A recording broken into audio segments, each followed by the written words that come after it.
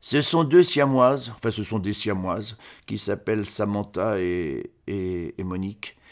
Samantha et Monique sont dans un petit cirque et de temps en temps elles passent par Paris. Et là, quand elles vont à Paris, elles sont contentes parce qu'elles peuvent sortir un peu et souvent ça leur change un peu de leur vie habituelle. Donc quand elles vont à Paris, en général, elles vont sur les Champs-Élysées, puis elles s'installent dans un bar. Elles s'installent au bar carrément, même sur un siège. Elles sont pas très grandes, donc elles sont l'une contre l'autre, évidemment. Elles peuvent pas faire autrement. Et puis elles commandent des cocktails. Plutôt Samantha, parce que Samantha aime bien boire un petit peu, et puis elle aime bien discuter. Et Monique est plus renfermée à côté. En général, elle commande un orangina. Et un soir, dans un bar sur les Champs-Élysées, il y a un type qui s'approche. Il s'appelle Jean-François. Ils font connaissance, mais enfin, ils s'intéressent essentiellement à Samantha. Ils discutent. Et le type est passionnant, il a plein de choses à raconter. Il a travaillé pour le cinéma, il a fait la même école que Moscou. Enfin, c'est un type qui est extrêmement cultivé, qui a plein de choses à raconter. Et, il parle, Jean-François dit, vous voulez que je vous...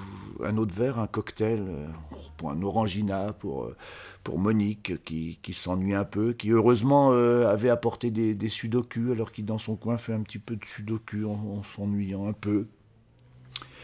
Puis la soirée continue, Jean-François devient assez entreprenant vis-à-vis de Samantha, qui, qui a beaucoup de plaisir à parler avec Jean-François. À un moment donné, ils s'embrassent. Samantha se retourne vers Monique et lui dit il a envie de m'emmener chez lui. Tu, tu, tu veux bien? Évidemment, il faut demander l'autorisation à Monique. Il dit oui, oui, ça ne me dérange pas.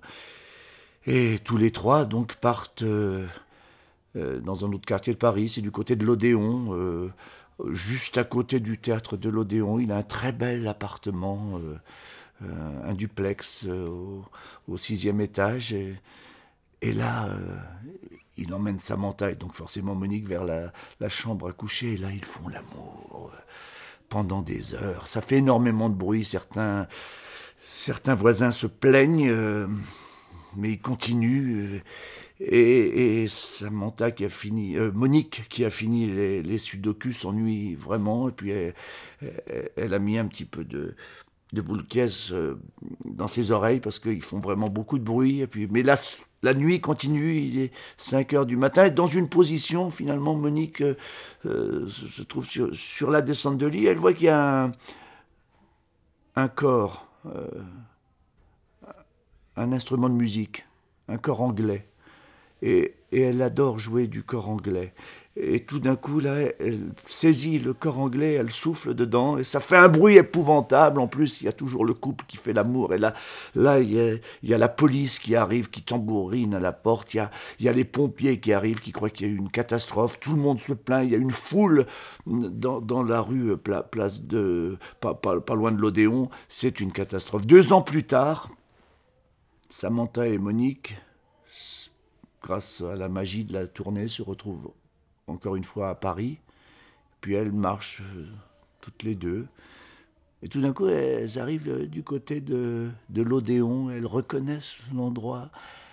Elles lèvent les yeux vers l'appartement. C'est là qu'habitait Jean-François. Il y a 2 ans, qu'est-ce qu'on fait? Et Monique dit, on peut peut-être aller le saluer. Oh, je sais pas.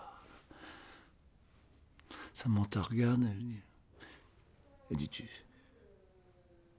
elle se retourne vers sa sœur et dit, tu crois qu'il se souviendra de nous?